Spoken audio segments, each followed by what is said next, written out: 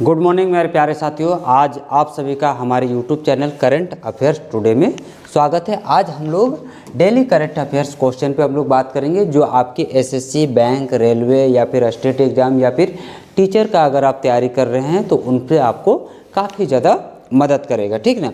आज हम लोग इस वीडियो में हम लोग देखेंगे कि जो आज का मुख्य जो प्रश्न है उस पर हम लोग चर्चा करेंगे और क्वेश्चन सिर्फ क्वेश्चन का आंसर नहीं, उस क्वेश्चन का हम लोग व्याख्या भी करेंगे, उदाहरण के माध्यम से समझेंगे कि ये हमारे लिए भविष्य में क्यों ज़रूरी है, ठीक ना। देखिए आज चलिए शुरुआत करते हैं हम लोग।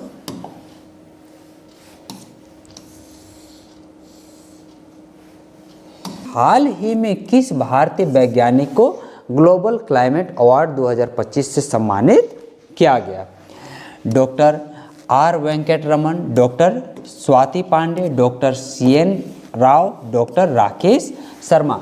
तो किसे ग्लोबल क्लाइमेट अवार्ड 2025 से सम्मानित किया गया था? किसे सम्मानित किया गया था? डॉक्टर स्वाति पांडे को। किसे सम्मानित किया गया? डॉक्टर स्वाति पांडे को। आखिर क्यों सम्मानित किया गया? ऐसा इन्होंने क्या काम कर दिया? तो देखिए, डॉक्टर स्वाति पांडे एक भारतीय कृषि वैज्ञानिक हैं जिन्हें ग्लोबल क्लाइमेट अवार्ड 2025 मिला। ये क्यों मिला? तो यह इसलिए मिला क्योंकि उन्होंने किसानों के लिए सौर ऊर्जा आधारित उपकरण बनाए। क्यों मिला? तो वो किसानों के लिए सौर आधारित ऊर्जा उपकरण बनाए जो खेती में डीजल की जगह सोलर पावर से, किससे? सोलर पावर से चलते हैं। इन उपकरणों से खेती में खर्चा कम होगा। इन्हीं उपकरणों से क्या हो जाएगा? खेती में खर्चा कम हो जाएगा और कार्बन उत्सर्जन घटेगा। क्या होगा? कार्बन उत्सर्जन घटेगा और प्रदूषण भी नहीं होगा। क्या है कि इससे एक तो सोलर पावर, पहले जो डीजल का उपयोग करता था, पेट्रोल का उपयोग करता था मशीन चलाने के लिए, थ्रेशर को चलाने के लिए, वो अब ज़रूरत नहीं है। अब सारा मशीन किससे चलेगा? तो सोलर पावर से। जैसे कि हम लोग देखे होंगे जो भी आपके गांव में चापाकल लगे होंगे, चापाकल के ऊपर में आप देखे होंगे सौर प्लेट लगा हुआ है, या कोई भी ऑफिस में जाते हैं देखते हैं वहाँ पे सौर प्लेट लगा रहता है। सौर प्लेट क्या करता है कि सूरज से ऊर्जा को लेता है और उसको विद्युत ऊर्जा में रूपांतरित किया जाता है और उससे हम लोग बल्ब जला रहे हैं, मशीन चला रहे हैं। तो वही इन्होंने काम किया। उनका ये शोध ग्रीन फार्म टेक प्रोजेक्ट नाम से जाना जाता है, जिसे इसरो और कृषि मंत्रालय का भी समर्थन प्राप्त है। इसरो के कृषि मंत्रालय भी इसे क्या करती है? समर्थन दिए और इसीलिए इसे क्या मिला? ग्लोबल क्लाइमेट अवार्ड से सम्मानित किया गया। देखिए हम लोग एक छोटा सा उदाहरण के माध्यम से समझते हैं। जैसे हम मोबाइल को चार्जर में लगाकर चार्ज करते हैं, वैसे ही डॉक्टर स्वाति ने ऐसा सिस्टम बनाया जिससे ट्रैक्टर, पंप और थ्रेशर सूरज की रोशनी से चल सके। इससे किसान को पेट्रोल डीजल पर खर्च नहीं करना पड़ेगा। जो पेट्रोल डीजल में जो अपने आमदनी का कुछ आय किस में खर्चा हो जाता था? पेट्रोल और डीजल में। अब वो पैसा खर्चा नहीं होगा, ठीक ना। यह क्यों महत्व है भारत के लिए?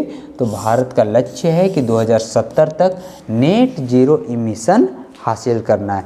इस दिशा में कृषि क्षेत्र को हरित क्रांति, हरित ऊर्जा से जोड़ना बहुत बड़ा कदम है और डॉक्टर स्वाति का काम भारत को जलवायु परिवर्तन से लड़ने में मदद करता है। हमें अचानक से कभी भी सिंचाई की आवश्यकता पड़ती है। जैसे इस वर्ष आप लोग सभी जानते हैं कि गर्मी के सीज़न में गर्मी नहीं पड़ रहा है, बरसात के सीज़न में बरसात नहीं है, ठंडा के सीज़न में ठंडा नहीं है। अभी बरसात के सीज़न में इतना ज़्यादा बारिश हो गया कि हो सके गर्मी के सीज़न में बारिश ही ना हो। तो उस समय भी हम लोग जैसे बहुत बार हम लोग देखते हैं कि गर्मी के सीज़न में ऐसा होता है कि हमारे घर में लाइट ही नहीं रहता है, क्योंकि इतना घर में AC, कूलर, पंखा चलाते रहता है कि विद्युत आपूर्ति लगभग असंभव हो जाता है। तो वैसे समय हम क्या कर सकते हैं? सौर प्लेट से भी अपना घर को एनर्जी दे सकते हैं। फिर देखिए सेकेंड नंबर क्वेश्चन हमारे सामने है कि हाल ही में किस भारतीय क्रिकेटर को स्पोर्ट आइकन अवार्ड 2025 से सम्मानित किया गया? क्वेश्चन हमारे पास क्या है कि हाल ही में किस भारतीय क्रिकेटर को स्पोर्ट आइकन अवार्ड से सम्मानित किया गया है? पहला है विराट कोहली, MS धोनी, रोहित शर्मा या फिर जसप्रीत बुमराह। किसको सम्मानित किया गया है? तो विराट कोहली को। हमारे क्रिकेट के लेजेंड कौन है? विराट कोहली। इनको स्पोर्ट आइकन अवार्ड से सम्मानित किया गया है। क्यों किया गया है? तो देखिए, विराट कोहली को स्पोर्ट आइकन अवार्ड 2025 इसलिए दिया गया है क्योंकि उन्होंने पिछले दशक में निरंतर प्रदर्शन, फिटनेस और संस्कृति और युवा प्रेरणा के रूप में खेल जगत में असाधारण योगदान दिए हैं। ठीक ना, फिटनेस के मामले में काफ़ी बेहतर है। वे केवल एक बल्लेबाज नहीं है बल्कि अनुशासन और समर्पण का प्रतीक बन चुके हैं। इसीलिए इन्हें क्या दिया गया है? स्पोर्ट आइकन अवार्ड से सम्मानित किया गया है। देखिए, एक उदाहरण के माध्यम से, जैसे कोई भी विद्यार्थी रोज अभ्यास करे और कभी हार न माने, वैसे ही कोहली ने मैदान में निरंतरता से अपनी मेहनत को साबित की। ठीक ना, जैसे अभी आप लोग सभी को जानते होंगे, जो भी मैच वगैरह देखते होंगे, कि आईपीएल मैच में वो लगातार वो हारते जा रहे थे, लेकिन इस बार वो क्या किए? आईपीएल का ट्रॉफी ले लिए। तो आप लोग कमेंट में बताएं कि वो कितनी बार आईपीएल का ट्रॉफी हार चुके थे। ठीक ना, फिर देखिए, इनका हमारे भारत के लिए या भविष्य के लिए क्यों ज़रूरी है? देखिए, भारत में फिटनेस और खेल संस्कृति को बढ़ावा देने के लिए विराट कोहली का योगदान युवाओं के लिए प्रेरणा स्रोत है। फिट इंडिया मूवमेंट जैसे अभियानों को वे अपने जीवन के सार्थक बनाते, इसलिए भी ये हमारे लिए बहुत ही आवश्यक क्वेश्चन था। तो ये बहुत ही इम्पोर्टेंट क्वेश्चन है कि इसको भी आप थोड़ा सा ध्यान में रख लीजिएगा। फिर देखिए, एक क्वेश्चन हमारे सामने है कि नोबेल शांति पुरस्कार 2025 किसे दिया गया? क्वेश्चन क्या है कि नोबेल शांति पुरस्कार 2025 किसे दिया गया था? मारिया रेसा, ग्रेटा थनबर्ग, डेनियल एल्सबर्ग या फिर अलेजाद्रा कोस्टा? तो इस बार नोबेल शांति पुरस्कार 2025 किसे दिया गया है? तो ग्रेटा थनबर्ग को। किसे दिया गया है? ग्रेटा थनबर्ग को। क्यों दिया गया? तो देखिए, स्वीडन की पर्यावरण कार्यकर्ता ग्रेटा थनबर्ग को विश्व भर में पर्यावरण चेतना फैलाने और युवाओं को जलवायु परिवर्तन के खिलाफ आवाज़ उठाने के लिए नोबेल शांति पुरस्कार मिला। उन्होंने 15 वर्ष की उम्र में ही फ्राइडे ऑफ फ्यूचर आंदोलन शुरू किया था। जैसे हम लोग समझते हैं इस क्वेश्चन को कि जैसे हम स्कूल में हर शुक्रवार साफ सफाई दिवस मनाते हैं, वैसे ही ग्रेटा ने हर शुक्रवार धरती की सफाई और जलवायु सुरक्षा के लिए आंदोलन चलाया। इस कारण से वो कितना वर्ष की उम्र से ही वो इस काम में लगे हैं? 15 वर्ष की उम्र से ही। इसीलिए तो उन्हें क्या मिला? नोबेल शांति पुरस्कार मिला। इसलिए आप अगर कोई भी काम को कर रहे हैं तो लगातार उस काम को करते रहें। क्या पता वही आपको एक दिन जीवन में सफल बना देगा। किनके जैसा? ग्रेटा थनबर्ग के जैसा। देखिए, वर्तमान में ये हमारे लिए क्यों महत्व है? तो भारत समेत पूरी दुनिया में बढ़ता प्रदूषण, ग्लेशियरों का पिघलना और तापमान वृद्धि एक गंभीर खतरा है। ग्रेटा का संदेश युवाओं को पर्यावरण के प्रति जिम्मेवार बनाना है। इसलिए भी इन्होंने पर्यावरण प्रदूषण के खिलाफ ये क्या कर रहे थे कि ये फ्राइडे ऑफ फ्यूचर आंदोलन शुरू किए और ये विश्व भर में पर्यावरण चेतना फैलाने और युवाओं को समझाने का काम किए। ठीक ना, इस कारण से भी ये हमारे लिए ज़रूरी है। फिर देखिए, अगला क्वेश्चन हम लोग के सामने है कि डॉक्टर मंगला नायर हाल में समाचारों में थी, वे किस क्षेत्र से संबंधित है? अभी हम लोग कुछ दिनों से द टाइम्स ऑफ इंडिया वगैरह पेपर वगैरह न्यूज़पेपर आप देख रहे होंगे, तो डॉक्टर मंगला नायर हाल ही में समाचार में थी। वो किन कारणों से वो थी? अंतरिक्ष अनुसंधान, संगीत, शिक्षा सुधार या फिर परमाणु विज्ञान? तो वो क्यों न्यूज़ में वो छाई हुई थी? उन्होंने शिक्षा में सुधार के लिए कुछ काम किया। क्या क्या काम है? तो डॉक्टर मंगला नायर ने शिक्षा क्षेत्र में AI आर्टिफिशियल इंटेलिजेंस आधारित अडेप्टिव लर्निंग प्लेटफॉर्म तैयार किया, जो विद्यार्थियों को सीखने की गति के अनुसार उन्हें अलग अलग स्तर का अध्ययन सामग्री देता है। इससे हर बच्चे को उसकी क्षमता के अनुसार पढ़ने और अभ्यास करने का अवसर मिलता है। जैसे किसी बच्चे में समझने का क्षमता काफ़ी तेज़ है, कोई को बच्चा काफ़ी धीरे धीरे समझता है। तो ये सिस्टम क्या करता है कि ये AI बेस्ड सिस्टम है, जिसमें क्या करता है कि जो बच्चा जितनी तेज़ी से समझता है, जिस भाषा में समझता है, उस भाषा में उसे सिखाने में मदद करता है।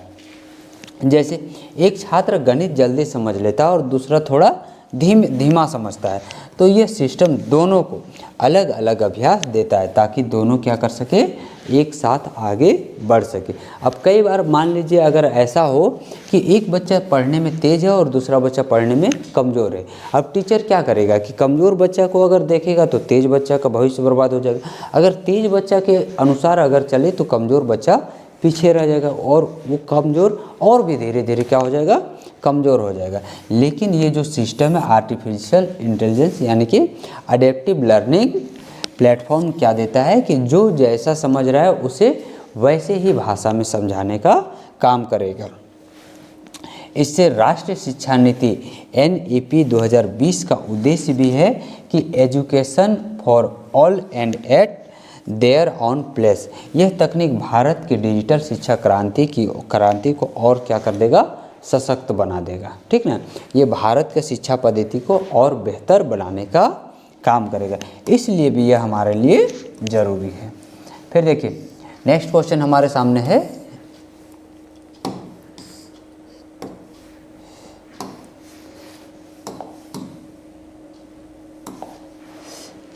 सुप्रीम कोर्ट ने हाल ही में किस अधिकार से जुड़ा अहम निर्णय दिया है। क्वेश्चन क्या है कि सुप्रीम कोर्ट ने हाल ही में किस अधिकार से जुड़ा अहम निर्णय दिया है। शिक्षा के क्षेत्र में, धर्म के क्षेत्र में, अभिव्यक्ति की स्वतंत्रता या फिर निजता का अधिकार। तो सुप्रीम कोर्ट ने किस अधिकार से जुड़ा अहम निर्णय दिया है, तो निजता का अधिकार। हर व्यक्ति के पास अपना निजता का अधिकार है। जैसे अभी हम लोग सोशल मीडिया से काफ़ी जुड़े हुए हैं, तो क्या होता है कि हमारा फ़ोटो का कई बार दुरुपयोग हो जाता है। कई बार आप लोग फेसबुक, इंस्टाग्राम, व्हाट्सएप में कई बार देखते होंगे कि किसी और का वीडियोज़, फ़ोटोज़ क्या कर दिया जाता है, फ़ोटो से वीडियो बना के वायरल कर दिया जाता है और उससे बदनाम किया जाता है। तो सुप्रीम कोर्ट का कहा है कि यदि किसी व्यक्ति की व्यक्तिगत जानकारी बिना उसकी अनुमति के साझा की जाती है तो यह संविधान के अनुच्छेद 21 का उल्लंघन है, जो कि जीवन और व्यक्तिगत स्वतंत्रता का अधिकार देता है।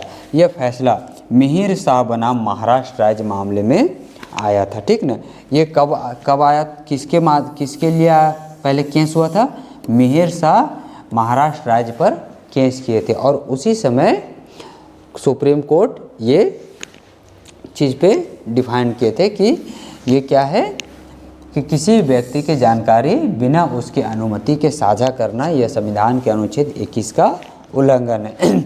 जैसे कोई आपकी निजी फ़ोटो या डेटा बिना पूछे सोशल मीडिया पर डाल दे तो यह आपकी निजता का क्या होगा, हनन होगा। ये हमारे लिए अभी के डेट में, आगे के जीवन में ये क्यों महत्व है, क्योंकि डिजिटल युग में नागरिकों की डाटा प्राइवेसी को सुरक्षित रखना बेहद ज़रूरी है और यह फैसला भारत को एक सुरक्षित डिजिटल समाज की ओर ले जाता है। ये क्या करता है, भारत को एक सुरक्षित डिजिटल समाज की ओर ले जाने में भी क्या करता है, मदद करता है। तो ये इसलिए भी हमारे लिए, ये भारत के लिए बेहद ज़रूरी है।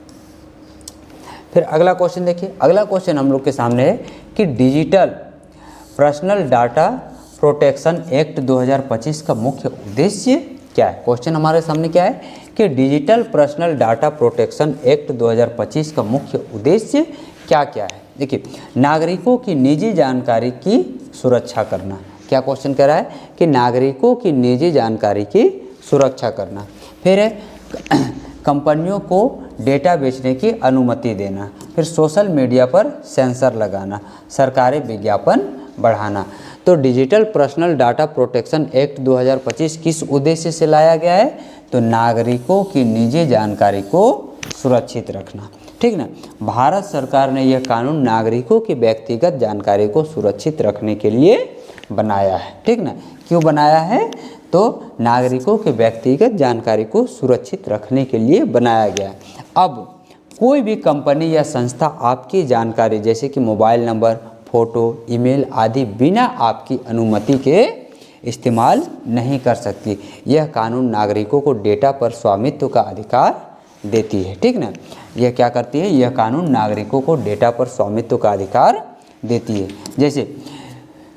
जैसे स्कूल आपके रिपोर्ट कार्ड किसी और को नहीं दिखा सकता, वैसे ही ऑनलाइन प्लेटफॉर्म में आपकी जानकारी के बिना अनुमति किसी को भी वो नहीं देता, ठीक ना। जब तक आप अनुमति नहीं देंगे आपका फ़ोटो वीडियो वो किसी और के पास साझा नहीं करेगा। ये हमारे लिए क्यों महत्व है, तो डिजिटल पेमेंट, ऑनलाइन शिक्षा और सोशल मीडिया के बढ़ते प्रयोग के बीच यह कानून नागरिकों को साइबर धोखाधड़ी से बचने के लिए क्या करता है, मजबूत साधन देता है कि हर व्यक्ति जो है, जो जानकार ज़्यादा नहीं है, उसके साथ साइबर अपराध ना हो, धोखाधड़ी ना हो। इसलिए उसने बचने का एक उपाय है कि जब तक आप किसी को जानकारी नहीं देते हैं वो आपका पर्सनल जानकारी नहीं ले पाएगा।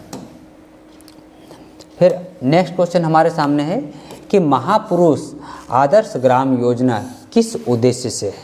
क्वेश्चन हमारे सामने क्या है कि महापुरुष आदर्श ग्राम योजना किस उद्देश्य से है, सैनिक बस्तियों का विकास करने के लिए, या फिर प्रसिद्ध व्यक्तियों के जन्म स्थान गाँवों का समग्र विकास करने के लिए, औद्योगिक पार्क बनाने के लिए, या फिर शहर निगम सुधार के लिए। ये जो क्वेश्चन है कि महापुरुष आदर्श ग्राम योजना किस लिए बनाया गया है, प्रसिद्ध व्यक्तियों के जन्म स्थान गाँवों को समग्र विकास हो इसके लिए। देखिए यह योजना उन गाँवों को चुनकर विकसित करने की पहल है जहां किसी महापुरुष जैसे स्वतंत्रता संग्राम सेनानी, समाज सुधारक या फिर समाज में बड़े योगदान देने वाले व्यक्ति का जन्म स्थान है। योजना में उस गांव की बुनियादी सुविधाएं, स्कूल, स्वास्थ्य केंद्र, सड़क, पानी, सांस्कृतिक संरक्षण और पर्यटन को बढ़ाने के लिए निवेश शामिल है। उद्देश्य इसका क्या है, तो उस महापुरुष की विरासत को संरक्षित करना और गांव के लोगों को सामाजिक आर्थिक विकास करना। जो उस गांव के महापुरुष थे उनका नाम लोग जान सके, उन्हें कभी कोई भूल न सके, इसलिए भी उस गांव को और ज़्यादा बेहतर बनाना बहुत ही ज़रूरी है। मान लो कि आपका गांव किसी प्रसिद्ध लेखक का जन्म स्थान है, सरकार वहां पुस्तकालय, स्मारक और स्कूल सुधार करके गांव को आगे बढ़ाती है ताकि लोग वहां आकर सीखें और गांव की आमदनी भी उससे क्या हो सके, बढ़ सके। जब किसी गांव में मान लीजिए पार्क खुला है या फिर कोई उद्योग खुला है या स्कूल, कॉलेज, यूनिवर्सिटी जो भी खुलता है तो उससे क्या होता है, बहुत सारे लोगों को उससे रोजगार भी मिल जाता है, ठीक ना। तो ये हमारे जीवन में वर्तमान में इसका क्या महत्व है, ये हमारे लिए क्यों महत्वपूर्ण है, तो यह योजना ग्रामीण विकास और सांस्कृतिक पर्यटन दोनों को बढ़ाती है, स्थानीय रोजगार पैदा करती है और युवा पीढ़ी में अपने इतिहास, महापुरुषों के प्रति आदर वो क्या देती है, प्रेरणा बढ़ाती है। क्या करती है, आदर और प्रेरणा भी बढ़ाने का कार्य करती है। चलिए ये भी क्वेश्चन हम लोग के सामने हो गया। फिर हम लोग अगला क्वेश्चन देखते हैं। अगला क्वेश्चन हमारे पास है, पीएम मित्र पार्क स्कीम किस क्षेत्र से जुड़ी है। क्वेश्चन क्या है कि पीएम मित्र पार्क स्कीम किस क्षेत्र से जुड़ा हुआ है, ऊर्जा के क्षेत्र से, सॉफ्टवेयर के क्षेत्र से, बैंकिंग या फिर वस्त्र या फिर टेक्सटाइल के क्षेत्र से। तो पीएम मित्र पार्क स्कीम किस क्षेत्र से जुड़ा हुआ है, वस्त्र या फिर टेक्सटाइल क्षेत्र से यह जुड़ा हुआ है। देखिए पीएम मित्रा यानी कि मेगा इंटीग्रेटेड टेक्सटाइल रीजन या एपियर योजना का मकसद है भारत में बड़े आधुनिक टेक्सटाइल पार्क बनाकर सारी कपड़ा उद्योग श्रृंखला यानी कि यार्न, फैब्रिक, डाइंग, कट, सिलाई, फिनिशिंग, लॉजिस्टिक एक ही जगह पर लाना, ठीक ना।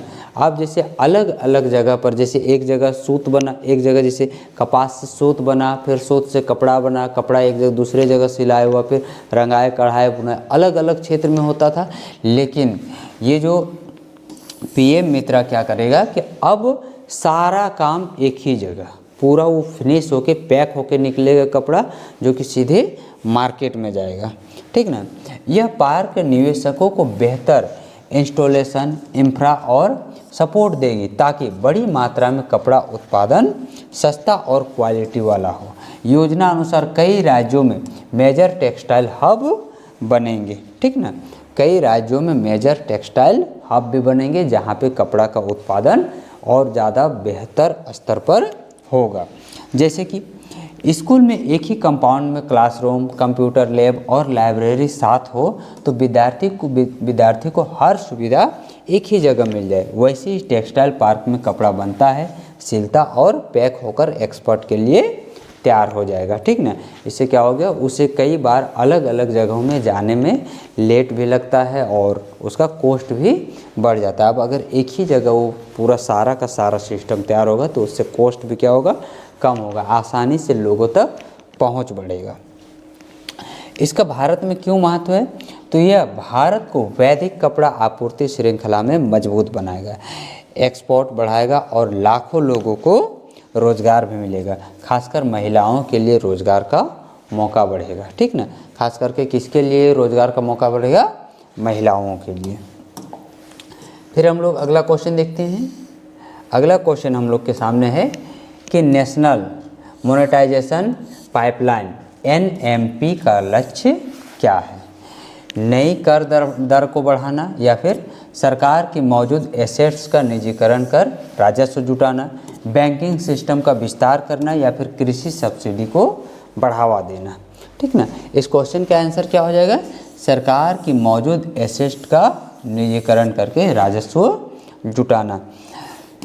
क्यों, देखिए NMP का उद्देश्य है कि केंद्र और राज्य के जो बड़े इंफ्रास्ट्रक्चर एसेट्स जैसे कि राजमार्ग, railway station, airport, power transmission, बंदरगाह इत्यादि, उन्हें बेचकर या फिर लीज पर देकर निजी निवेश को आकर्षित करना। सरकार एसेट्स अपने पास रख सकती है पर उनकी ऑपरेशन या मैनेजमेंट निजी कंपनियों को दे सकती है। इससे सरकारी फंड से नई परियोजनाओं के लिए पैसा मिलता है। इसे हम लोग क्या कहते हैं, एसेट लाइट रणनीति भी कहा जाता है। अभी भारत सरकार क्या कर रही है कि जो भी सरकारी प्रोजेक्ट था, जो भी सरकारी जैसे रेल था या फिर रेलवे था या और भी बहुत सारा चीज़ है, वो किसको कर रही है, निजीकरण कर रही है, प्राइवेट कंपनी को दे रही है, सड़क वगैरह दे रही है। जैसे कि हम लोग एक उदाहरण के माध्यम से समझते हैं। मान लो कि आपके पास एक बड़ा कमरा है जो आप खुद नहीं चला पा रहे हैं। आपके पास एक कमरा है, आप उसको रख रखाव नहीं कर पा रहे हैं, तो आप उसे किसी दुकान को किराए पर दे देंगे और उससे मिलने वाले पैसे से आप नया सामान खरीद लेते हैं। NMP भी ठीक वैसे ही है, पर यह बड़े पैमाने पर होता है। हम लोग उसको क्या करते हैं, छोटे पैमाने पर करते हैं, लेकिन यही क्या है, बड़े पैमाने पर। इसका महत्व क्यों है, तो देखिए इंफ्रास्ट्रक्चर के लिए फंड चाहिए, NMP से प्राइवेट इन्वेस्टमेंट आएगा, प्रोडक्ट्स जल्दी बनेंगे और अर्थव्यवस्था का विकास भी क्या होगा, तेजी होगा। पर पारदर्शिता व नियमन भी जरूरी है ताकि सार्वजनिक हित क्या रह सके, सुरक्षित रह सके। आप सभी जानते हैं कि सरकारी काम में कितना लेट होता है। कोई भी सरकारी ऑफिस में जाइए या सरकारी काम है, वो काफ़ी धीरे धीरे होता है क्योंकि हर जगह करप्शन भरा पड़ा है। तो वहीं जब वो निजीकरण हो जाता है तो वहाँ पे काम क्या हो जाता है, फास्ट हो जाता है, क्योंकि प्राइवेट कंपनी के हाथ में चल जाता है, उसे ज़्यादा से ज़्यादा कम समय में ज़्यादा मुनाफा चाहिए, इसलिए भी वहाँ काम क्या हो जाता है, फास्ट हो जाता है। फिर अगला क्वेश्चन देखिए, production linked incentive PLI scheme का मुख्य उद्देश्य क्या है। क्वेश्चन क्या है कि production linked incentive PLI scheme का मुख्य उद्देश्य क्या है। केवल कर को बढ़ाना, घरेलू विनिर्माण को बढ़ावा देना और आयात पर निर्भरता कम करना, या किसानों को सब्सिडी देना, सरकारी कर्मियों को वेतन देना। देखिए प्रोडक्शन लिंक्ड इंसेंटिव क्या है, तो घरेलू विनिर्माण को बढ़ावा देना और आयात पर निर्भरता को कम करना। देखिए PLI स्कीम कंपनियों को उनके उत्पाद और उत्पादन बढ़ाने और वित्तीय प्रोत्साहन देता है। सरकार लक्ष्य क्षेत्र जैसे कि mobile, pharma, electronics, auto components चुनती है और कंपनियों को उनकी बिक्री उत्पादन के हिसाब से इंसेंटिव देती है ताकि वो भारत में निवेश कर सके। वो दूसरे देश की कंपनियों को, जैसे टेस्ला कंपनी को नितिन गडकरी ने साफ साफ कर दिया कि अगर आपको टेस्ला भारत में बेचना है तो आप क्या कीजिए, टेस्ला का फैक्ट्री आप भारत में लगाइए। अगर आप टेस्ला का फैक्ट्री अगर आप भारत में नहीं लगाते हैं और अगर आप भारत में टेस्ला बेचना चाहते हैं तो आप पे सीधे टैक्स कितना लगा देंगे, 100%। कितना लगा दिया गया है, 100%। एक टेस्ला का कार का दाम अगर 35 लाख रुपया है, 35 लाख रुपये के दाएँ सैकड़ा, हज़ार, 10,000, लाख, 10 लाख। अगर एक टेस्ला कार का दाम कितना है, 35 लाख है, तो उस पर 100% टैक्स, यानी कि उसका दाम कितना हो गया, 70 लाख रुपया। कितना हो गया, 70 लाख रुपया, 100% टैक्स। तो इसलिए गवर्नमेंट क्या कर रही है, गवर्नमेंट कंपनियों को ऑफ़र दे रही है कि आप भारत में आइए और भारत में आके कंपनी लगाइए। इससे क्या होगा कि भारत में रोजगार का सृजन होगा और कंपनियों को उनकी बिक्री उत्पादन के हिसाब से क्या देती है, इंसेंटिव देती है, ताकि वो भारत में निवेश कर सके, नई फैक्ट्रियां लगाएं और आयात की जगह घरेलू उत्पादन क्या हो सके, बढ़ सके, ताकि हमें बाहर से सामान आयात न करना सके। इससे नौकरियों भी बनती जाएगी, नौकरी बनेगा, है ना। अगर कोई भी अगर उद्योग भारत में लगता है तो भारत के लोगों को उससे क्या मिलेगा, रोजगार मिलेगा। जैसे स्कूल प्रोजेक्ट में जो बच्चा ज़्यादा अच्छा मॉडल बनाएगा उसे पुरस्कार मिलेगा। पीएलआई भी कंपनियों को ज़्यादा बनाने और पर इनाम देती ताकि वो मेहनत और निवेश कर सके। पीएलआई ने कई सेक्टर्स में निवेश बढ़ाया है, विदेशों में निर्भरता घट रही है और मेक इन इंडिया को मजबूती मिली है। यह दीर्घकालिक रोजगार और टेक्नोलॉजी विकास के लिए भी क्या है, अहम है। अभी हम लोग बाहर से सामान ज़्यादा नहीं मंगा रहे हैं, बल्कि हम अपने घर में ही सामान उत्पादन कर रहे हैं। घर का मतलब क्या, वो इंडिया में, ठीक ना। अभी हम लोग मेड इन इंडिया का सामान को खरीद रहे हैं, जो कि वो हमारा घरेलू उत्पाद है। अगला क्वेश्चन है, रिटेल इन्फ्लेशन का अर्थ क्या होता है और यह क्यों मायने रखता है, ठीक ना। केवल स्टॉक मार्केट का रिटर्न के लिए या फिर ग्राहकों को मिलने वाले वस्तुओं और सेवाओं के मूल्य स्तर में वृद्धि के लिए, सरकारी राजस्व की वृद्धि के लिए, बैंकिंग लोन की दर के लिए, यह रिटेल इन्फ्लेशन का क्या अर्थ होता है, यह क्या मायने रखता है। देखिए, रिटेल इन्फ्लेशन वह प्रतिशत होता है जो बताता है कि आम उपभोक्ता की रोज़मर्रा की चीज़ों, खाद्य, कपड़े, बिजली, किराया, ट्रांसपोर्ट आदि की कीमत कितनी बढ़ी है।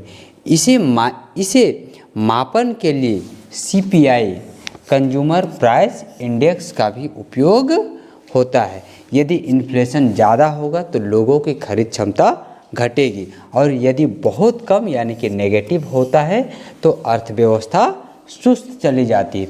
केंद्रीय बैंक आरबीआई इसको नियंत्रित करने की नीति बनाता है। इसकी नीति कौन बनाता है, तो RBI, reserve bank of India बनाता है। तो इसका सही जवाब हमारे सामने क्या है, ग्राहकों को मिलने वाली वस्तु व सेवाओं के मूल्य स्तर में वृद्धि। एक उदाहरण के माध्यम समझते हैं। अगर पिछले साल घर के राशन का बिल 1,000 था और इस साल वही चीज़ें 1,100 रुपया मिलती है तो महंगाई क्या हो गई है, 10% वृद्धि हुई। यह रिटेल इन्फ्लेशन बताता है।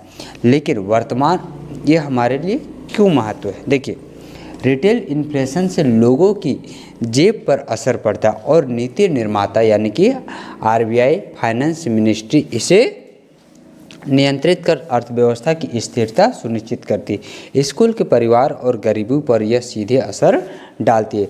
जैसे कि अगर मान लीजिए 1,000 का सामान अगर हम लोग 1,100 में ख़रीद रहे हैं तो महंगाई क्या हो गई, बढ़ गई, 10% बढ़ गई। लेकिन अगर यही अगर नेगेटिव हो जाता है, ये सामान हमें 900 में मिलने लगे, तब फिर क्या हो जाता है, यह नियंत्रण नीचे हो जाता है, ठीक, नेगेटिव हो जाता है। तो ये सीधे किस पे दर्शाता है, अर्थव्यवस्था क्या हो जाती है, सुस्त हो जाती है, ठीक ना। चलिए नेक्स्ट क्वेश्चन हम लोग देखते हैं। नेक्स्ट क्वेश्चन हम लोग के सामने है, स्टैट्यूटरी लिक्विड रेशियो SLR किस संस्था द्वारा नियंत्रित या फिर निर्धारित किया जाता है। भारतीय रिजर्व बैंक आरबीआई के द्वारा, या फिर मिनिस्ट्री ऑफ फाइनेंस, या फिर सेबी, या नाबार्ड NABARD। तो देखिए, ये किसके माध्यम से होता है, भारतीय रिजर्व बैंक, ठीक ना। किस संस्था द्वारा नियंत्रित किया जाता है? भारतीय रिजर्व बैंक के माध्यम। देखिए SLR वह प्रतिशत है जो बैंकों को अपनी कुल देनदारियों यानी कि डिपॉजिट का कुछ भाग नकद, सरकारी प्रतिभूतियों या फिर सोने के रूप में रखना अनिवार्य होता है। RBI इस दर को तय करता है ताकि बैंक के पास आपातकालीन समय में पैसा उपलब्ध रहे और बैंकिंग सिस्टम में तरलता नियंत्रित रहे। यह मौद्रिक नीति का एक उपकरण है। जैसे अब समझिए, जब हम लोग बैंक में जो भी पैसा हम लोग डिपॉजिट करते हैं, हम लोग सारा पैसा हम लोग जितना कोई भी ग्राहक है सब बैंक में जाके पैसा को जमा करता है। अब बैंक अपने पास वो पैसा नहीं रखता है। जैसे हम लोग डायरेक्ट RBI में जाके तो जमा नहीं करते, हम लोग या तो बैंक ऑफ इंडिया में जमा करते हैं, स्टेट बैंक में, या फिर HDFC, हम लोग कोई ना कोई प्राइवेट बैंक में हम लोग पैसा जमा करते हैं। अब बैंक वो पैसा को अपने पास नहीं रखता है, बल्कि बैंक उस पैसा को कहाँ पे जमा कर देता है? RBI के पास। RBI भी उसे ब्याज देता है, वो हमसे भी ब्याज लेता है और RBI से भी क्या लेता है? ब्याज लेता है, और उसी का हमें कुछ % ब्याज देता है। वो हमें लोन दे रहा है, उसका हमसे ब्याज ले रहा है, और जो पैसा बचा है वो किसके पास रख देता है? RBI के पास रखता है। अब बैंक का इसी से इनकम है।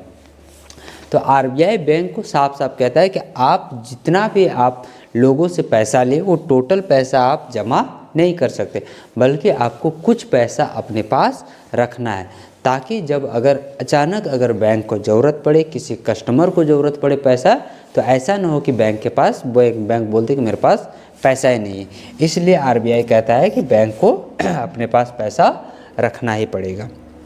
देखिए, जैसे स्कूल बॉस प्रिंसिपल कहे कि हर बच्चे को अपनी बचत का 10% सुरक्षित रखना होगा ताकि ज़रूरत पर इस्तेमाल हो सके, वैसे ही बैंकों को SLR के तौर पर कुछ सुरक्षित, कुछ पैसा क्या रखना पड़ता है? अपने पास रखना पड़ता है।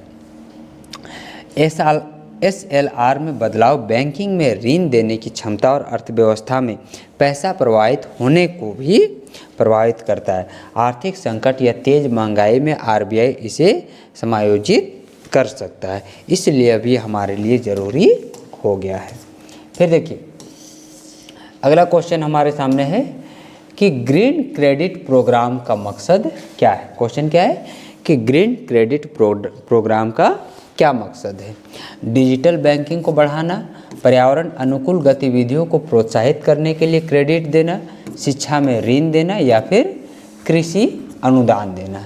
तो ग्रीन क्रेडिट प्रोग्राम किसके लिए है? तो पर्यावरण अनुकूल गतिविधियों को प्रोत्साहित करने के लिए क्रेडिट देना है। देखिए, ग्रीन क्रेडिट प्रोग्राम का उद्देश्य है कि उन व्यक्तियों, संस्थाओं को क्रेडिट यानी कि अंक लाभ देना जो पर्यावरण के लिए नेक काम करे, जैसे कि वृक्षारोपण का काम, भूमि संरक्षण का काम, वाटर हार्वेस्टिंग, या फिर कार्बन कटौती या की तकनीकी अपनाना। ये क्रेडिट बाद में व्यापार या सरकार द्वारा मान्यता प्राप्त गतिविधियों में उपयोग हो सकते हैं। इसका उद्देश्य लोगों को हरित गतिविधियों के लिए आर्थिक प्रेरणा देता है। उदाहरण के लिए समझ लो कि मान लो कि स्कूल हर छात्र को पेड़ लगवाने पर ग्रीन पॉइंट देता है, बाद में उन पॉइंट से छात्र लैब सामग्री खरीद सकता है। तो इसे हम लोग क्या कहते हैं? ग्रीन क्रेडिट भी वैसे ही काम करता है, लेकिन यह बड़े पैमाने पे काम करता है। जो भी ये वैसे संस्थाओं को क्रेडिट या फिर अंक देता है जो पर्यावरण के लिए नेक काम करे, जैसे कि क्या क्या काम कर सकता है? वृक्षारोपण का काम, भूमि संरक्षण का काम, वाटर हार्वेस्टिंग या फिर कार्बन कटौती की तकनीक अपनाने का काम। तो इन गतिविधियों को वो प्रेरणा देते हैं। ये हमारे लिए क्यों महत्वपूर्ण है? तो जलवायु परिवर्तन के दौर में हरित गतिविधियों को प्रोत्साहन देना जरूरी है। यह कार्यक्रम लोगों को भागीदार बनाकर पर्यावरण संरक्षण को और भी तेज कर रहा है। चलिए फिर हम लोग अगला क्वेश्चन देखते हैं। अगला क्वेश्चन है one sun one world one grid पहल क्या है? क्वेश्चन क्या है हमारे सामने? One sun one world one grid पहल क्या है? वैश्विक व्यापार समझौता है, वैश्विक सौर ऊर्जा साझा करने वाला एकीकृत बिजली ग्रिड, अंतर्राष्ट्रीय अंतरिक्ष मिशन, या फिर वैक्सीन वितरण नेटवर्क। देखिए वन सन वन वर्ल्ड साफ साफ पता चल रहा है सूर्य के बारे में बात कर रहा है, तो इसका ऑप्शन हम लोग बिना कुछ सोचे समझे भी अगर तुक्का लगाना रहे तो हम क्या लिख सकते हैं, वैश्विक सौर ऊर्जा साझा करने वाला एकीकृत बिजली ग्रिड। देखिए इसका व्याख्या क्या समझते हैं, one sun one world one grid एक अंतर्राष्ट्रीय पहल है। इसका लक्ष्य अलग अलग देशों से सौर ऊर्जा संसाधनों को एक दूसरे से जोड़कर एक बड़े ग्रिड के माध्यम से बिजली साझा करना है। विचार यह है कि दुनिया के विभिन्न हिस्सों में सूरज अलग अलग समय पर तीव्रता से चमकता है। एक संयुक्त ग्रिड से बिजली की आपूर्ति स्थिर और क्या हो सकती है, किफ़ायती हो सकती है। देखिए पृथ्वी क्या है, गोल है, ये इस प्रकार से चक्कर लगाती है पूर्व से पश्चिम से पूर्व दिशा की ओर, क्या करती है, पश्चिम से पूर्व दिशा की ओर चक्कर लगाती है। तो अभी मान लीजिए सूर्य का रोशनी यहाँ पे डायरेक्ट पड़ रहा है, कुछ देर बाद यहाँ पड़ेगा, कुछ देर बाद यहाँ, कुछ देर बाद यहाँ, ऐसे करते करते सूर्य का रोशनी क्या होता है, हर जगह पे अलग अलग समय पे अलग अलग पड़ता है। तो इसको हम लोग समझो एक छोटा सा उदाहरण के सामने कि कल्पना करो कि तुम्हारे मोहल्ले में घरों में हर किसी के छत पर सोलर लगे हैं।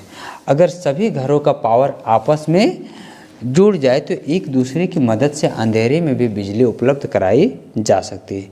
तो यही है one sun one world one grid, वैश्विक स्तर में भी ऐसे ही काम करता है, ठीक ना। क्या करेगा कि अब देखो पूरा पृथ्वी सौर प्लेट हर देश में लगेगा। अब मान लीजिए जब भारत में जब सुबह, भारत में जब दिन है, भारत में जब सूर्य का प्रकाश पड़ रहा है तो यहाँ पे बिजली उत्पादन हो रहा है और वही बिजली क्या कर रहा है, पूरा देश यूज कर रहा है। तो इस प्रकार से अगर दिन भर अगर कोई ना कोई देश में तो क्या रहता है, धूप रहता है, तो पूरा देश इससे क्या हो सकता है, रोशनी ले सकता है और पूरा देश इससे क्या हो सकता है, ऊर्जा उत्पन्न कर सकता है, बिजली इससे खपत हो सकती है। हमें इसके लिए कोयला या फिर जल विद्युत हम निर्भर नहीं रहना पड़ेगा, इससे पर्यावरण प्रदूषण भी नहीं होगा। यह पहल वैश्विक ऊर्जा संक्रमण फॉसिल रिन्यूएबल को तेज करेगी और देशों के बीच ऊर्जा सहयोग बढ़ाकर क्लाइमेट टारगेट पाने में मदद करेगी, ठीक ना। तो यह पर्यावरण संरक्षण के लिए बहुत ही महत्वपूर्ण है। फिर देखिए अगला क्वेश्चन है, बैटरी एनर्जी स्टोरेज सिस्टम क्या करता है? परमाणु ऊर्जा बनाता है, नवीकरण ऊर्जा जैसे कि सौर को स्टोर करके ज़रूरत पड़ने पर बिजली देता है, समुद्री ऊर्जा निकालता है या फिर जल चक्की संभालता है। देखिए बैटरी एनर्जी क्या करता है, तो यह नवीकरण ऊर्जा जैसे कि सौर ऊर्जा को स्टोर करके ज़रूरत पड़ने पर हमें क्या देता है, बिजली देता है। इन्वर्टर का बात कर रहे हैं, ठीक ना। तो BESS बड़े पैमाने पर बैटरी सिस्टम होता है जो दिन में सौर या फिर पवन से बनाए गए बिजली को क्या करता है, स्टोर कर लेता है और रात में जब जनरेशन कम हो जाते हैं तब ग्रिड को बिजली वापस देता है। इससे ग्रिड स्थिर रहती है और बिजली सस्ती और भरोसेमंद बनती है और नवीकरण ऊर्जा इससे उपयोग बढ़ता है, ठीक ना। इससे क्या होता है, नवीकरण ऊर्जा का भी उपयोग बढ़ता है। उदाहरण के माध्यम से समझे, आपके मोबाइल की बैटरी दिन में चार्ज होकर रात में काम आती है। बेस वही काम करता है पर बिजली के लिए और बहुत बड़े आकार में क्या करता है, यह बिजली के लिए काम करता है और ये बहुत बड़े आकार में, ऐसे छोटे मोटे में नहीं। इसका वर्तमान में क्या महत्व है, तो सौर पवन की अनियमितता को कम करने के लिए बेस जरूरी है। इस वजह से क्लीन एनर्जी को बड़े पैमाने पर अपनाया जा सकता है और बिजली कटौती कम हो सकती है, ठीक ना। क्या हो सकता है, इससे बिजली कटौती भी कम हो सकती है। फिर देखिए अगला क्वेश्चन हम लोग देखते हैं। अगला क्वेश्चन हम लोग के सामने है कि ग्लोबल बायोडाइवर्सिटी फ्रेमवर्क GBF 2030 का मुख्य लक्ष्य क्या है? 2025 तक लक्ष्य तय करना, 2030 तक जैव विविधता की हानि कम करना और संरक्षण को बढ़ाना, समुद्री व्यापार को बढ़ाना या फिर केवल वनों की कटाई को बढ़ाना। क्या उद्देश्य है, तो देखिए GBF 2030 एक अंतर्राष्ट्रीय रूपरेखा है जो देशों से कहती है कि वे पारिस्थितिकी तंत्र की रक्षा करे, प्रजातियों का संरक्षण बढ़ाए, वनों और समुद्री क्षेत्रों का संरक्षण करे और जैविक विविधता में गिरावट रोके। इसमें लक्ष्य, निगरानी और वित्त पोषण के उपाय शामिल होते हैं। इसमें क्या होते हैं? वित्त पोषण के भी उपाय शामिल होते हैं। उदाहरण के रूप में जैसे स्कूल ने तय किया कि अगले 5 साल में प्रांगण में 100 पेड़ लगेंगे और कई पक्षी प्रजाति वापस आएगी, वही लक्ष्य जीवीएफ वैश्विक स्तर पर भी रखता है। हम लोग ये छोटे पैमाने पे देख रहे हैं और ये जीवीएफ पूरा विश्व पर ये रखता है। देखिए वर्तमान में इसका क्या महत्व है, तो प्राकृतिक संसाधनों के नष्ट होने से खाद्य सुरक्षा, जल चक्र और मौसम पर असर पड़ता है। जीवीएफ 2030 से दुनिया को प्रकृति बचाने और जिम्मेवारी साझा करनी होगी। ठीक, चलिए फिर हम लोग अगला क्वेश्चन देखते हैं। अगला क्वेश्चन हम लोग के सामने है कि इंडिया स्टैक किससे संबंधित है। क्वेश्चन क्या है? इंडिया स्टैक किससे संबंधित है? कृषि बीमा, डिजिटल पेमेंट और पहचान प्रणाली, रक्षा उपकरण या फिर अंतरिक्ष लॉन्च प्रणाली। तो इंडिया स्टैक किससे संबंधित है? डिजिटल पेमेंट्स और पहचान प्रणाली से। देखिए इंडिया स्टैक एक डिजिटल इंफ्रास्ट्रक्चर है जिसमें आधार, डिजिटल पहचान, यूपीआई भुगतान, यूपीआई प्लेटफॉर्म, डिजी लॉकर या फिर ई-केवाईसी जैसे मॉड्यूल आते हैं। इस प्लेटफॉर्म सरकारी, निजी दोनों सेवाओं को डिजिटल रूप से जोड़ता है और सरल, सस्ते और तेज सेवाएं देते हैं। यूपीआई ने पैसों के ट्रांसफ़र को मोबाइल पर पल भर का काम बना दिया है। पहले हमें क्या करना पड़ता था, अगर किसी को अगर पैसा देना पड़ता था तो हम पहले बैंक जाते थे, बैंक से पैसा निकालते थे, फिर उसको देते थे, या कोई अगर दूसरे जगह पे उसे भेजना पड़ता था तो हम बैंक गए, बैंक से पैसा निकाले, फिर उसका खाता में हम लोग पैसा डालते थे, तो काफ़ी समय लगता था। अभी क्या है, मोबाइल निकाले, तुरंत उसका नंबर डालें और तुरंत हम पैसा उसके खाते में ट्रांसफ़र कर दिए। तो ये यूपीआई काफ़ी तेज़ हो गया है। उदाहरण के रूप में जैसे स्कूल में एक आईडी कार्ड से लाइब्रेरी, कैंटीन और प्रवेश सभी काम हो जाएंगे, इंडिया स्टॉक भी आपकी पहचान से कई डिजिटल सेवाओं को जोड़ देता है। जैसे अभी एक है डिजी लॉकर ऐप, आप सभी के मोबाइल में होंगे, जिसमें आप देखते होंगे कि आपका आधार कार्ड से लेके जितना भी आपका डॉक्यूमेंट्स है सब किस में है, डिजी लॉकर में आप सेव करके रख सकते हैं। ये वर्तमान में क्यों महत्व है, तो इंडिया स्टैक ने वित्तीय समावेशन बढ़ाया, डिजिटल पेमेंट्स आम किए और कोविड के बाद ऑनलाइन सर्विसेज के विस्तार में बड़ा रोल निभाया। यह भारत की डिजिटल अर्थव्यवस्था की क्या है, रीढ़ भी मानी जाती है। चलिए फिर हम लोग नया क्वेश्चन देखते हैं। नया क्वेश्चन हम लोग के सामने है कि नेशनल क्वांटम मिशन किस उद्देश्य से शुरू किया गया। क्वेश्चन क्या है, नेशनल क्वांटम मिशन किस उद्देश्य से शुरू किया गया? केवल सोलर प्रोजेक्ट के लिए, क्वांटम टेक्नोलॉजी में अनुसंधान, विकास और व्यवसायीकरण को बढ़ावा देने के लिए, या केवल जैविक शोध के लिए, या फिर केवल अंतरिक्ष संचार के लिए? तो national quantum mission quantum technology में अनुसंधान, विकास और व्यवसायीकरण को बढ़ावा देने के लिए शुरुआत किया गया है। नेशनल क्वांटम मिशन एक राष्ट्रीय प्रयास है ताकि quantum computing, quantum sensing, quantum cryptography और क्वांटम कम्युनिकेशन में भारत की क्षमता बन सके। मिशन में रिसर्च ग्राउंड्स, इंफ्रास्ट्रक्चर बिल्डअप और डिसिप्लिनरी टीम्स को फंड दिया जाता है ताकि यह उभरती तकनीक रक्षा, स्वास्थ्य, संचार और विज्ञान में क्या हो सके, उपयोगी हो सके।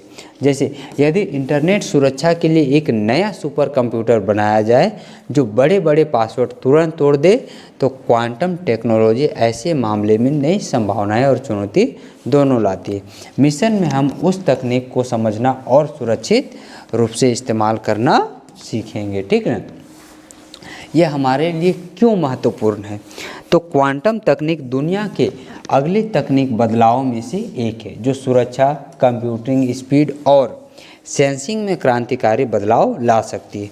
राष्ट्रीय स्तर पर तैयारी जरूरी है ताकि हम वैश्विक प्रतिस्पर्धा में पीछे ना रह सके, ताकि हम विश्व के साथ भी हम कंपटीशन दे सकें, हम उससे पीछे ना रह सकें। फिर देखिए नया क्वेश्चन, फिर हम लोग अगला देखते हैं कि 2025 में रिपोर्ट के अनुसार लगभग कितनी प्रतिशत भारतीय कंपनी अगले 12 माह में नए डेटा सेंटर क्षमता बढ़ाने की योजना बना रही है? 25%, 51%, 75% या फिर 90%? तो कितना प्रतिशत कंपनी अगले 12 माह में नए डेटा सेंटर क्षमता बढ़ाने की योजना बना रही? 51%। ठीक ना, कितना प्रतिशत? 51%। देखिए कई रिपोर्ट बताते हैं कि कई डिजिटल सेवाओं के बढ़ते उपयोग, क्लाउड कंप्यूटिंग और एआई आधारित सेवाओं के कारण कंपनियां अपने डेटा सेंटर की क्षमता बढ़ाना चाहती है। 2025 के रिपोर्ट में लगभग आधी यानी कि 51% कंपनियों ने कहा कि वे अगले साल में क्षमता बढ़ाने की योजना बना रही है। इसका मतलब है कि भारत में डिजिटल इंफ्रास्ट्रक्चर का बड़ा विस्तार होने वाला है। ठीक ना, 2025 का रिपोर्ट कहता है कि अगले साल तक भारत डिजिटल इंफ्रास्ट्रक्चर का बड़ा विस्तार होने वाला है। देखो उदाहरण के माध्यम से, जैसे स्कूल में ऑनलाइन क्लास बढ़ाने के लिए कंप्यूटर लैब बढ़ाई गई, कंपनियां भी ऑनलाइन सेवाओं के लिए सर्वर रूम्स क्या कर रही है? बढ़ा रही है। इससे क्या महत्व है? तो डाटा सेंटर विस्तार से देश को डिजिटल सेवाएं तेज और भरोसेमंद होगी, लोकल डेटा स्टोरेज बढ़ेगा और विदेशी क्लाउड निर्भरता कम होगी। साथ ही ऊर्जा और सुरक्षा चुनौती भी आएगी जिन्हें संभालना होगा। तो ये हम लोग का हो गया। फिर हम लोग अगला क्वेश्चन देखते हैं। अगला क्वेश्चन हम लोग के सामने है,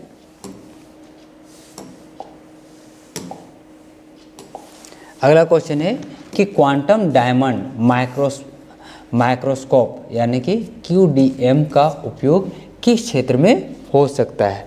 अंतर्राष्ट्रीय सैटेलाइट लॉन्च के लिए या फिर मैग्नेटिक फील्ड की उच्च रिजोल्यूशन इमेजिंग रिसर्च या फिर मेडिकल, केवल जैविक परीक्षण नहीं या फिर समुद्री अन्वेषण? तो देखिए क्वांटम डायमंड माइक्रोस्कोप हीरे डायमंड के में मौजूद विशेष 200 NV सेंटर्स का उपयोग करके बहुत छोटे माप के मैग्नेटिक फील्ड का नक्शा बनाता है। इसका उपयोग मेडिकल इमेजिंग जैसे कि दिमाग या हृदय के नाजुक मैग्नेटिक सिग्नलों का अध्ययन, सामग्री विज्ञान और क्वांटम रिसर्च में किया जा सकता है। यह पारंपरिक मीटिंग टूल्स से कहीं अधिक संवेदनशील और उच्च रिजोल्यूशन देता है। जैसे एक बड़ा मैग्नीफाइंग ग्लास बहुत छोटे चीज़ों को बड़ा दिखाता है। QDM एक सुपर माइक्रोस्कोप जैसा ही है जो छोटे छोटे मैग्नेटिक संकेतों को साफ साफ दिखाता है। वर्तमान में इसका क्या महत्व है? तो यह तकनीक मेडिकल, डायग्नोस्टिक्स, नैनो टेक्नोलॉजी और क्वांटम रिसर्च में नई दिशा खोल सकता है, यानी रोगों की जल्दी पहचान और नए पदार्थों के अध्ययन में मदद मिलेगा। ठीक ना, तो आज का ये क्वेश्चन भी समाप्त हो गया और आज हम लोगों ने 20 प्रश्न देखे और 20 प्रश्न हम आपको थोड़ा विस्तार से समझाने का काम किए हैं। अगर आपको ये वीडियो अच्छा लगा होगा तो लाइक कीजिए, सब्सक्राइब कीजिए, चैनल को सब्सक्राइब कर लीजिए और कमेंट कीजिए कि ताकि मेरा भी हौसला और बढ़ सके और हम आपके लिए रोज़ नए वीडियो लेकर आएँ। चलिए फिर मिलते हैं हम नए वीडियो में, तब तक के लिए धन्यवाद।